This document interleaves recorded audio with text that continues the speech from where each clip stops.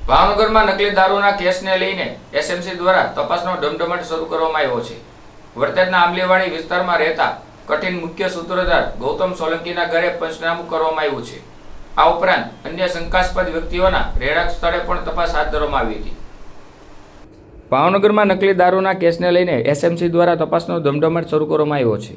વરતેજના આંબલીવાડી વિસ્તારમાં રહેતા કથિત મુખ્ય સૂત્રધાર ગૌતમ સોલંકીના ઘરે પંચનામું કરવામાં આવ્યું છે। આ ઉપરાંત અન્ય શંકાસ્પદ વ્યક્તિઓના રહેણાંક સ્થળે પણ તપાસ હાથ ધરવામાં આવી હતી।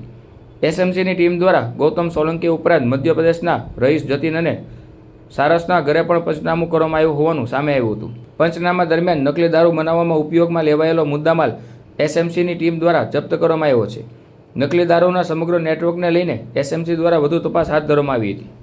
અત્યાર સુધીમાં કુલ 14 આરોપીઓની ધરપકડ કરવામાં આવી। પહેલા પૂછીને આપણે કન્ફર્મ કરી લઈએ હે ને આપણે પહેલા પૂછીને કન્ફર્મ કરી લઈએ પણ હરદીપનો તો ઘર